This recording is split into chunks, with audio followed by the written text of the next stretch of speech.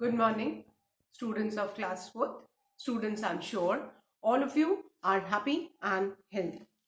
Students, in my last video, I had started with exercise 5, make these sentences negative of unit 14, simple present tense of your English grammar book. Children, today I'll be continuing with the remaining sentences of exercise 5. So all of you, please take out your English grammar books and turn to page number 54, exercise 5 of unit 14, simple present tense. Children, please take out your English grammar books, turn to page number 54, exercise 5, make these sentences negative of unit 14, simple present tense. Children, in my last video, I had written and explained the first 4 sentences of this exercise. Now, first of all, I'll be revising the rule for framing negative sentences in simple present tense, and then I'll continue with the remaining sentences. So, what you need to do is, first of all, you need to remember that the verb always remains in the root form in negative sentence. सबसे important बात क्या है बेटा, ये आपको याद रखना है कि जो वर्ब है वो नेगेटिव सेंटेंसेस में हमेशा रूट फॉर्म में ही रहता है. एंड किसी भी सेंटेंस को जब हम नेगेटिव सेंटेंस में चेंज करते हैं तो the first thing you need to do is you need to identify and underline the verb, क्योंकि कितने बार सब्जेक्ट के हिसाब से वर्ड में एस या ईएस लगा होता है.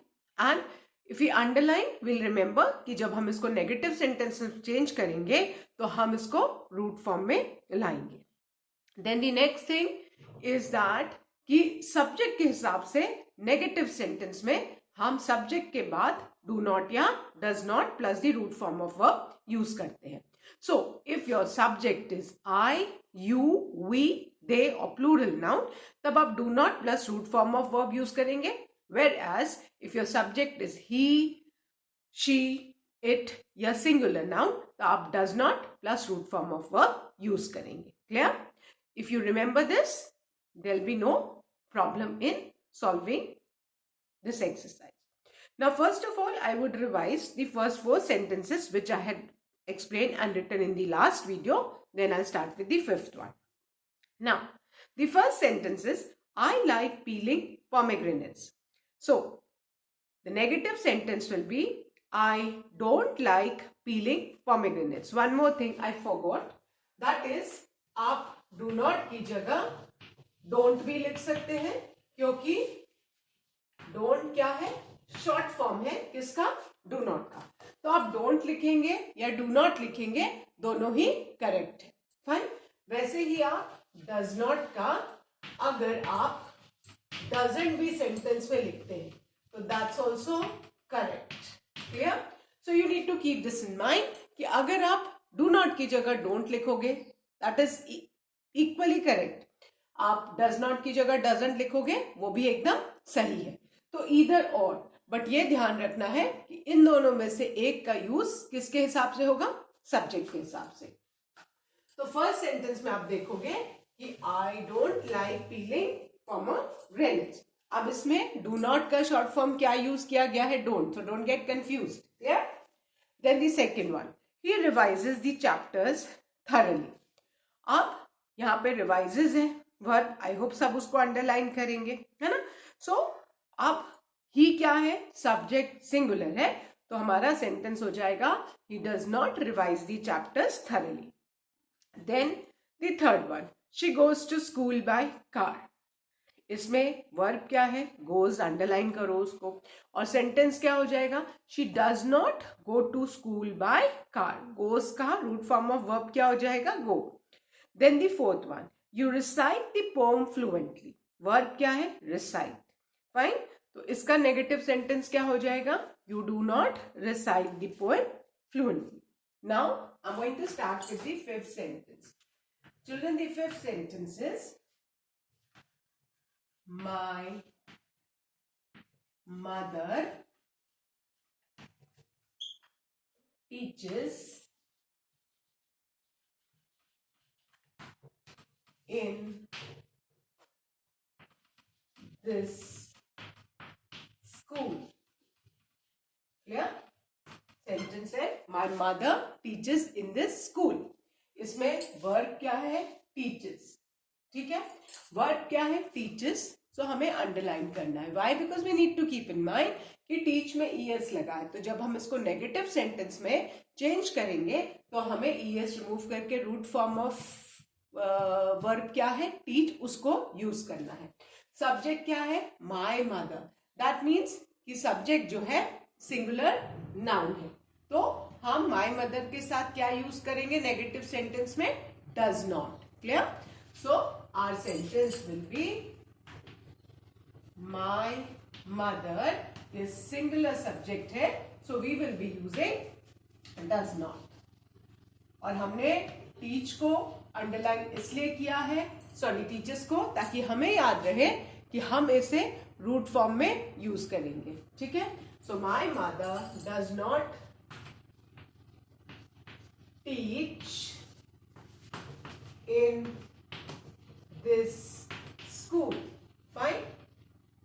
और आप इसको अगर ऐसे भी लिखते हो, my mother does not की जगह आप अगर doesn't लिखते हो, that's equally correct. So both are correct. Yeah? आप does not भी लिख सकते हो या डज नॉट का शॉर्ट फॉर्म डजंट भी लिख सकते हो. हमारा सेंटेंस क्या हो गया? My mother doesn't teach in this school और my mother does not teach in this school. Clear? So whether you write does not और डजंट, दैट डजंट मैटर. आप शॉर्ट फॉर्म भी यूज करते हो, तो this concept should be clear. Fine. So my mother does not teach in the school or my mother doesn't teach in the school. Both these sentences are correct. So now, the sixth one. The sixth sentence is the player hits the ball very hard. The player hits the ball very hard. Now, which is the verb in this sentence? Because the first thing what we need to do is we need to identify and underline the verb. So, the verb is hits. The subject is player. It's a singular subject. So, as per the subject verb agreement in simple present tense, अगर subject singular है तो root form of verb में S या ES लगता है. तो यह hit में एस लगा है ना, हिट्स हो गया. तो हमने अंडरलाइन क्यों किया? Because we need to keep in mind कि जब हम इसको नेगेटिव सेंटेंस में चेंज करेंगे so we should bring the subject back to its root form. तो हमारा सेंटेंस क्या हो जाएगा? Subject is the player. Fine. अब प्लेयर के साथ हम डज नॉट यूज करेंगे, सिंगुलर सब्जेक्ट है. लेट्स राइट डजंट, क्योंकि दोनों ही सही है और आपको दोनों का यूज पता होना चाहिए. So the player doesn't hit the ball very hard. आप डज नॉट भी लिख सकते हो और डजंट भी लिख सकते हो. क्लियर? अगर यहाँ पे द प्लेयर्स होता, अगर यहाँ पे द प्लेयर की जगह द प्लेयर्स होता, for example, you don't have to write, you need to understand this. अगर यहाँ पे प्लेयर्स होता तो हम, अगर ये हमारा प्लेयर्स होता, प्लूरल सब्जेक्ट होता, अब हम यहाँ पे क्या लिखते? The players don't hit the ball very hard. Clear? मैंने आपको एक सिंगुलर सब्जेक्ट के साथ ऑलरेडी बुक में दिया है, and I just change the subject to plural so that you know कि अगर हमारा सब्जेक्ट प्लूरल होता, प्लेयर में यहाँ पे एस नहीं है, यहाँ एस है, प्लूरल होता, तो हम डजंट की जगह क्या लिखते बेटा? Don't. Clear? So this concept should be clear to you कि एज पर दी सब्जेक्ट आपको डजंट या डोंट यूज करना है. And you need to keep in mind that the verb always remain in the root form in negative sentence. कोई भी negative sentence है, verb हमेशा root form में रहता है. Clear? Now the seventh one. And the seventh one is you cook delicious food. You cook delicious food. Now, what do we need to do? We need to first identify and underline the word. So, इसमें word क्या है? Cook. 5. Cook, क्योंकि you subject है, you के साथ verb हमेशा root form में use होता है सिंपल प्रेजेंट टेंस में. तो अब इसका नेगेटिव सेंटेंस यू के साथ हम हमेशा डू नॉट यूज करते हैं. So we write the short form you don't cook, क्योंकि कुक ऑलरेडी रूट फॉर्म में है, so no changes. You don't cook delicious food. Clear? You don't cook delicious food or you do not cook delicious food. Both are correct. Fine. तो आप do not लिखो या don't लिखो. It's one and the same. Then the last sentence of this exercise is they like sweet corn soup. They like sweet corn soup. Now, what are we supposed to do? We need to first identify and underline the verb. So, the verb in the sentence is like. So, we'll underline this. Now, second thing what we need to do is we need to look at the subject so that हमें पता चले कि हमें does not use करना है या do not use करना है. Subject क्या है? They. और they के साथ हम हमेशा क्या यूज करते हैं? Do not, क्योंकि प्लूरल प्रोनाउन है. So we will write they. Do not की जगह let's write don't. ठीक है? आप do not भी लिख सकते हो, आप don't भी लिख सकते हो. It's one or the same. So they don't like sweet corn soup. Clear? So with this, we have finished our exercise 5, which was based on framing negative sentences. Clear? I hope अभी ये exercise सबको clear हो गई है ना? क्योंकि आपको पता होना चाहिए कि सबसे पहले सब्जेक्ट के हिसाब से हमको डू नॉट या डज नॉट लगाना है ना? और the most important thing to be kept in mind is कि जितने भी वर्ब्स हैं वो हमेशा आप ध्यान से देखो रूट फॉर्म में ही रहते हैं. किसमें? नेगेटिव सेंटेंसेस में. I hope I am clear है ना? बस ये आपको याद रखना है कि सब्जेक्ट के हिसाब से आपको डू नॉट या डज नॉट यूज करना है. ठीक है? एंड दूसरी चीज मोस्ट इंपॉर्टेंट थिंग इज कि आपका वर्ब हमेशा नेगेटिव सेंटेंस में रूट फॉर्म में रहता है. ये दो चीजें आप एकदम मेमोराइज कर लीजिए. What are these two? कि as per the subject we will use do not or does not to frame negative sentences in simple present tense. And the second most important thing is that the verb always remain in its root form in negative sentences. Clear? And जब भी इस तरह की exercise आएगी तो सबसे पहले आप क्या करोगे? आप वर्ब को आइडेंटिफाई करके अंडरलाइन करोगे, because it is the verb जिसको आपको रूट फॉर्म में लेके आना है नेगेटिव सेंटेंस में, है ना? तो टेंस, किसी भी सेंटेंस का टेंस किससे पता चलता है बेटा? उसके वर्ब से पता चलता है. तो कोई भी टेंस की एक्सरसाइज हो, है ना, उसको हमें नेगेटिव में करना हो, इंट्रोगेटिव में करना हो या उसका टेंस चेंज करना हो, तो हमें सबसे पहले वर्ब को आइडेंटिफाई करके अंडरलाइन करना चाहिए, because it is the verb जिसको हम रूट फॉर्म में लेके आएंगे अगर हम नेगेटिव सेंटेंस फ्रेम करेंगे. एंड सब्जेक्ट के हिसाब से हम नेगेटिव सेंटेंस में डू नॉट या डज नॉट यूज करेंगे. बस आप इतना याद रखोगे ना तो आपको फिर कभी नेगेटिव सेंटेंस में गलती नहीं होगी. एक तो सब्जेक्ट के हिसाब से डू नॉट या डज नॉट यूज करना है ना, और वर्ब हमेशा नेगेटिव सेंटेंस में बेटा रूट फॉर्म में रहता है. Clear? So with this we have finished our exercise 5. Now I'm going to start explaining. अभी हमने negative sentences सीखा, अब हम सीखेंगे कि हम interrogative sentence simple present tense में कैसे इंट्रोगेटिव सेंटेंस, अगर नेगेटिव सेंटेंस समझ में आ गए हैं तो इंट्रोगेटिव सेंटेंस समझने में बिल्कुल भी आपको प्रॉब्लम नहीं होगी, क्या? बिकॉज अभी नेगेटिव सेंटेंस में हमको पता लग गया है कि हमको सब्जेक्ट के हिसाब से डू नॉट या डज नॉट लगाना है। अब इंट्रोगेटिव सेंटेंस में क्या है, what you mean by interrogative sentence? सबसे पहले तो ये समझो इंट्रोगेटिव सेंटेंस क्या है।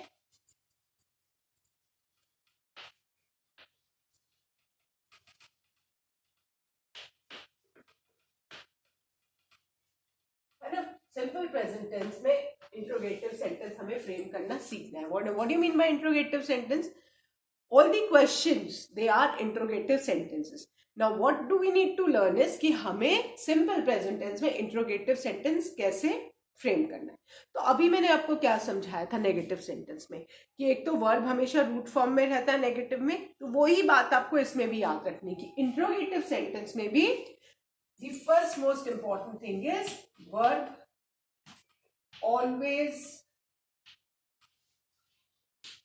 remain in its root form. Interrogative sentence में भी जो एक नेगेटिव सेंटेंस वाला मैंने आपको बात समझाई थी वो क्या थी कि जो वर्ब है वो हमेशा इंट्रोगेटिव सेंटेंस में किस फॉर्म में रहता है? अपने रूट फॉर्म में। इसको आप पहले याद कर लो। अब आपको पता है नेगेटिव सेंटेंस में कि सब्जेक्ट के हिसाब से हम डू नॉट या डज नॉट यूज करते थे। अब नॉट किस में लगता है? नेगेटिव सेंटेंस में, है ना? थोड़ा सा चेंज है, बस नॉट हटा देना है, बाकी डू और डज सेम रहेंगे इंट्रोगेटिव सेंटेंस में भी, ठीक है ना? अब आपको पता है the use of do and does. Do हम किसके साथ यूज करते हैं? If our subject is I, you, we, they और प्लूरल नाउन, तो उनके साथ हम डू यूज करते हैं, है ना? और नॉट लगा देंगे तो नेगेटिव सेंटेंस में, बट अभी नॉट हम हटा देंगे because we are talking about interrogative sentence. Not किस में लगता है? नॉट तो नेगेटिव सेंटेंस में लगता है, तो अभी तो हम negative sentence he, but rules वही है, बस नॉट हटा देना है ना? तो इसमें आपको डू या डज से क्वेश्चन स्टार्ट करना होगा। उसमें हम डू या डज नेगेटिव सेंटेंस में सब्जेक्ट के बाद लगाते थे। अब interrogative sentence simple present tense में हम जो भी क्वेश्चन स्टार्ट करेंगे वो किससे स्टार्ट करेंगे? या तो डू से या डज से, और उसके बाद फिर सब्जेक्ट आएगा। ये आपको ध्यान रखना है ना? फॉर्मूला क्वेश्चन फ्रेम करने का क्या है interrogative sentence simple present tense में कि हमारा क्वेश्चन डू से या डज से स्टार्ट होगा। अब और डू और डज कहाँ लगाना है ये तो हमने नेगेटिव सेंटेंस में सीख ही लिया था कि अगर हमारा सब्जेक्ट है ना सिंगुलर नाउन है, ही, शी, इट है, तो हम किसको यूज करेंगे? डज को, है ना? ही, शी, इट है या सिंगुलर, है ना? तो हम किससे अपना क्वेश्चन स्टार्ट करेंगे? डज से। वेयर एज अगर हमारा सब्जेक्ट आई है, यू है, वी है, दे है या प्लूरल नाउन है, तो हम अपना क्वेश्चन किससे स्टार्ट करेंगे बेटा? डू से। बस ये दो चीजें समझनी है ना? और डू और डज का यूज तो हम काफी हद तक नेगेटिव सेंटेंस फ्रेम करने में समझ गए हैं। और हमें ये भी पता है कि जैसे नेगेटिव सेंटेंस में वर्ब हमेशा रूट फॉर्म में रहता है, इंट्रोगेटिव सेंटेंस में भी वर्ब हमेशा, जब भी हम क्वेश्चन फ्रेम करते हैं, कोई भी क्वेश्चन फ्रेम करते हैं बेटा, तो वर्ब हमेशा रूट फॉर्म में रहता है। और सिंपल प्रेजेंट टेंस में जो भी हम क्वेश्चन स्टार्ट करेंगे वो किससे करेंगे? ईदर फ्रॉम डू और डज, है ना? और क्योंकि question always begins with a capital letter, आपका डू का डी या डज का डी हमेशा कैपिटल रहेगा। अब डू या डज ये आपको कैसे पता चलेगा?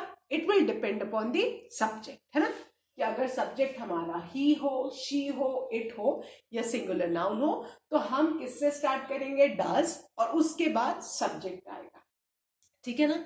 नेगेटिव सेंटेंस में हम सब्जेक्ट के बाद डू नॉट या डज नॉट लगाते थे, बट इंट्रोगेटिव सेंटेंस में we always begin our sentence with do और does and after this will come the subject, ठीक है? और अगर आपका सब्जेक्ट आई हो, यू हो, वी हो, दे हो या प्लूरल नाउन हो, तो आपका सेंटेंस इंट्रोगेटिव सेंटेंस किससे स्टार्ट होगा? डू से। Yeah, so बस if you remember this, आप बहुत आराम से interrogative sentences frame कर सकते हो. So children, that's all for today. Do revise the taught exercises. Now I'll be starting with the exercise on interrogative sentence in my next video. Thank you children. Have a good day ahead.